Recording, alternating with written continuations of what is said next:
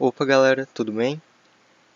Estamos aqui dando continuidade à aula 3 de hidrocarbonetos, certo? Caso você não tenha visto a parte 1, recomendo que você veja, né? Aqui a gente vai dar continuidade à parte de nomenclatura. A gente terminou com esse exemplo aqui do benzeno, tá? E vamos continuar. Agora, nomenclatura de cadeia ramificada, quando tem ramificações na cadeia. Primeiro a gente vai ver os tipos de ramificações que podem existir. Trouxe esse desenho aqui que tem várias ramificações e a gente vai ver o nome delas, beleza? Vamos lá. Essa primeira ramificação, que só tem um carbono, lembrando, isso aqui é como se fosse a cadeia principal, tá? Essa ramificação de um carbono segue a mesma ideia do prefixo da nomenclatura. Um carbono é met, então o nome dessa ramificação vai ser metil, ok?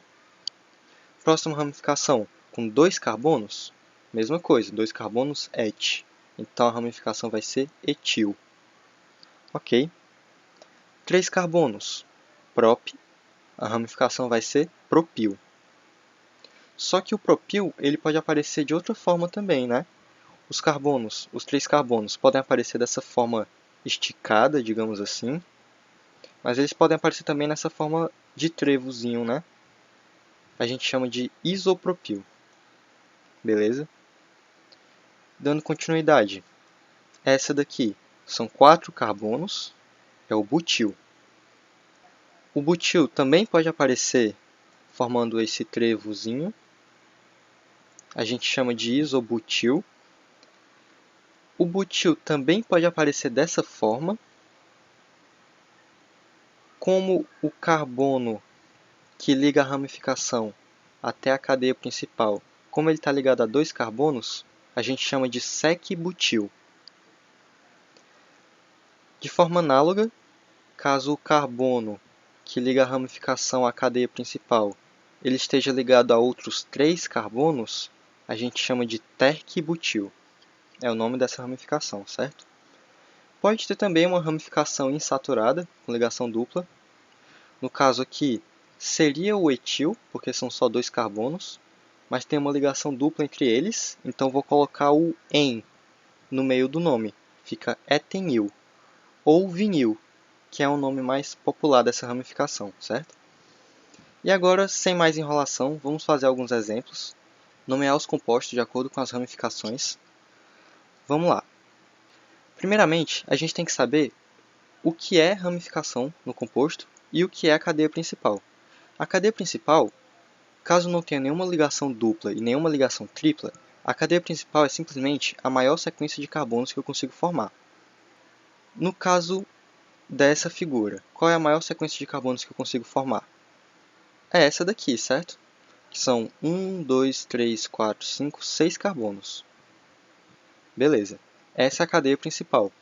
Tudo que não for cadeia principal, todo carbono fora da cadeia principal, ele é uma ramificação. Ok? A gente já definiu a cadeia principal. Agora a gente vai nomear o composto, indicando que tem a ramificação, mas a gente tem que dizer onde que ela está. Para isso a gente vai usar a mesma ideia das ligações duplas e triplas.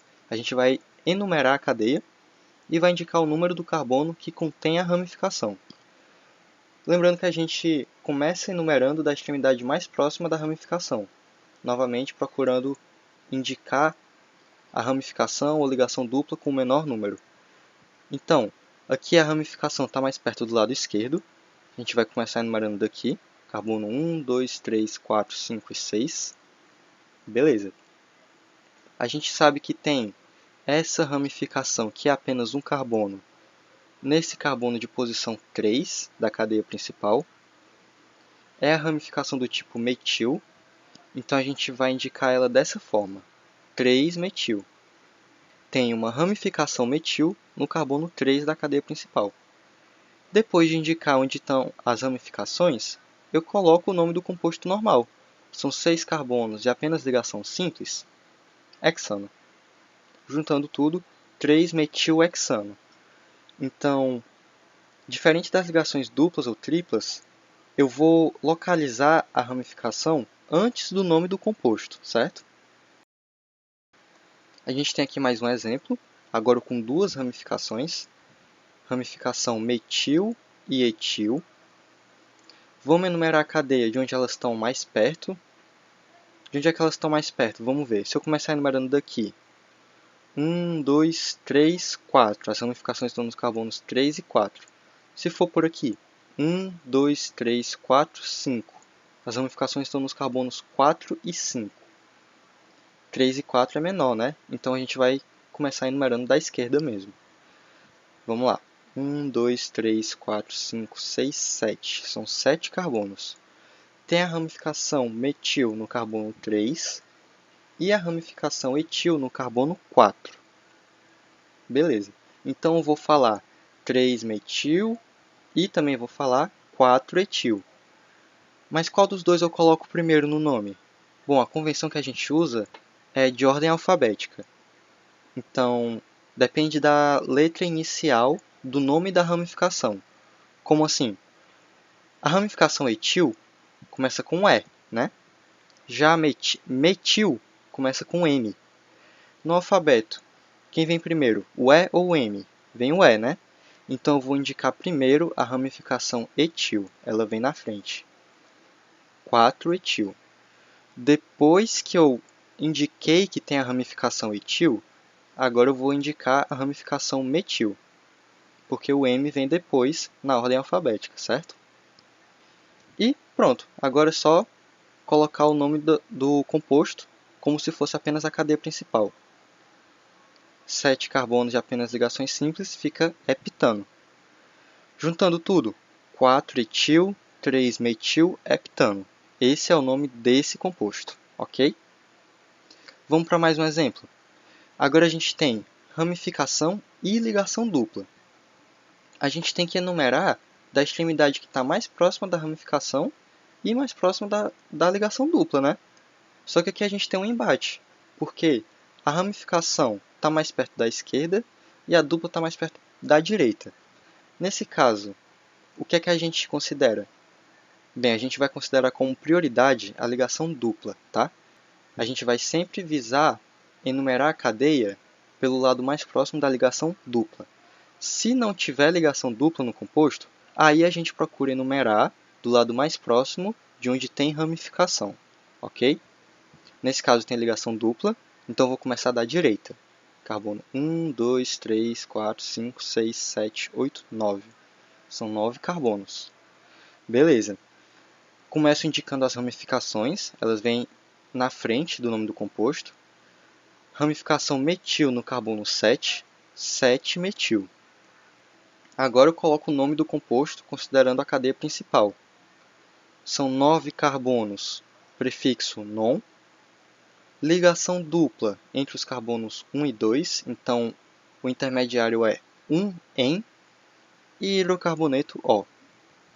Juntando tudo, 7-metil non 1-eno. Ok? Vamos para mais um exemplo. Agora a gente tem duas ramificações do mesmo tipo. São duas ramificações do tipo etil. Não tem problema. Vamos enumerar do lado mais próximo das ramificações. Nesse caso é o lado esquerdo. 1, 2, 3, 4, 5, 6, 7, 8, 9, 10. Ramificação etil nos carbonos 4 e 5. Para eu indicar elas, eu não preciso colocar 4-etil, 5-etil. Eu vou juntar essas duas partículas, certo? Então fica 4,5 dietil. Seguindo a mesma ideia de quando tem duas ligações duplas, lembra? No alcadieno. Então fica desse jeito. 4,5 dietil. O que é que isso significa? Etil, ramificação com 2 carbonos. Di, são duas ramificações do tipo etil, onde? Nos carbonos 4 e 5. Beleza, está de acordo com a figura. E agora, nomeio o composto da parte da cadeia principal.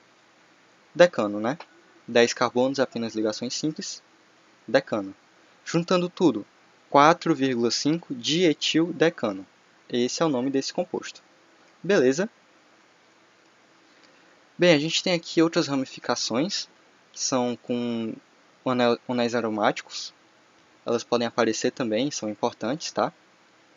Caso seja o anel benzeno ligado diretamente à cadeia principal, a gente chama essa ramificação de fenil. Se for o anel benzeno ligado a um carbono que está ligado à cadeia principal, a gente chama de benzil. Essa ramificação aqui, que são dois anéis juntos, a gente conhece essa figura, é o naftaleno, né? Então, essa ramificação é o naftil. Só que ele pode aparecer de duas formas. O carbono que liga o naftil à cadeia principal pode ser esse carbono, ou pode ser um carbono mais distante da linha que une os dois anéis, como é no caso desse exemplo aqui. Então, quando o carbono que liga o naftil à cadeia principal for esse daqui, que está mais perto dessa linha de união, a gente vai chamar de alfa-naftil. Esse aqui é um carbono alfa. Quando for um carbono que está mais longe dessa linha de união, a gente vai chamar de beta-naftil. É um carbono beta. Beleza. Então, se o carbono que liga o naftil fosse esse daqui, seria alfa-naftil. Como é esse daqui, vai ser beta-naftil. E se for esse daqui? Também é beta, porque ele está a duas ligações de distância, digamos assim, dessa união, assim como esse carbono. É a mesma coisa. Esse carbono é alfa, esse carbono é alfa, beta, beta, alfa.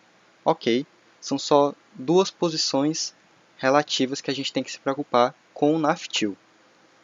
Beleza? Ah, e não pode ser o carbono, claro, o carbono que liga o naftil à cadeia principal não pode ser o próprio carbono dessa linha de união, porque ele já faz 4 ligações, né? 1, 2, 3, 4. Então, ele está bloqueado, né? Beleza. E, por fim, dando fim nessa parte de nomenclatura, finalmente, a gente vai fazer a nomenclatura do xileno, tá? Como a gente viu no começo da aula, o xileno ele é esse anel benzeno com duas ramificações do tipo metil, certo? O que acontece no xileno é que essas ramificações podem estar em posições diferentes. Elas podem estar mais próximas ou mais afastadas, certo? Então, por exemplo, aqui, elas estão a uma ligação de distância, digamos assim, as duas ramificações metil. Nesse caso, elas estão a Nesse caso, elas estão a duas ligações de distância. E aqui, elas estão a 3 ligações de distância, estão em lados opostos do anel. Tá, e como é que a gente vai nomear cada um desses casos do xileno? Quando elas estão assim mais próximas, a gente chama de ortoxileno, certo? Ou O-xileno. Essa posição aqui se chama orto, em relação a essa ramificação metil. Essa posição, que está a 2 ligações de distância, se chama meta. A gente vai chamar de meta-xileno, ou M-xileno. E por fim, essa última posição, que está do lado oposto do anel, a gente chama de para. Então esse composto é o para-xileno, ou P-xileno. Também pode ser chamado assim, certo? Ah, e caso você queira ir uma brincadeirazinha para memorizar esses nomes, orto, meta e para, mais facilmente, você pode imaginar um corpo humano, tá? Imagina que esse metil aqui é a cabeça. Essa posição aqui, que está perto da cabeça, é a orelha. A orelha começa com O, então é orto. Depois vem as mãos, que estão um pouco mais distantes. A mão começa com M, então é meta. E por fim os pés, que estão lá embaixo do corpo. Pé começa com P, a gente chama de para. Beleza? Só para caso você queira memorizar com mais facilidade, né? E bem, finalizando a aula com esse último tópico de fórmula molecular. A fórmula molecular é o que indica quantos carbonos e quantos hidrogênios tem na molécula, certo? E tem um número certo, uma relação certa entre o número de carbonos e hidrogênios da molécula. Como assim? Para os alcanos, para um número N de carbonos, se você tiver um número N de carbonos, o número de hidrogênios na molécula vai ser 2N mais 2. Como assim? Vamos pegar aqui um exemplo. C6H14 é um alcano. Por quê? eu tenho 6 carbonos. Quantos hidrogênios eu vou ter? 2 vezes 6, 12, mais 2, 14, certo? Então, essa é a fórmula molecular de um alcano. Outro exemplo, C4H10, mesma coisa. 2 vezes 4, 8, mais 2, 10, beleza? Próximo caso, alcenos, que vai ser diferente. Para o número N de carbonos, eu vou ter 2N hidrogênios. Então, se eu tiver 6 carbonos, eu vou ter 2 vezes 6, 12 hidrogênios.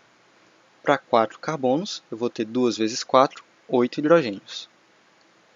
Alcinos, N carbonos, eu vou ter 2N menos 2 hidrogênios. Então, se eu tiver 6 carbonos, 2 vezes 6, 12, menos 2, 10. 4 carbonos, 2 vezes 4, 8, menos 2, 6. Beleza. Tem ainda outros casos. Para o alcadieno, para o número N de carbonos, eu também vou ter 2N menos 2 hidrogênios, assim como os alcinos. Para os ciclanos, para um número N de carbonos, eu vou ter 2N hidrogênios. E para os ciclenos, para um número N de carbonos, eu vou ter 2N menos 2 hidrogênios. A ideia aqui, a regra que segue essas sistematizações, são que para cada ligação π que é feita entre os carbonos, você tira 2 hidrogênios da molécula. E para cada ciclo, você também tira 2 hidrogênios da molécula, certo? E bem, pessoal, nossa aula vai ficando por aqui.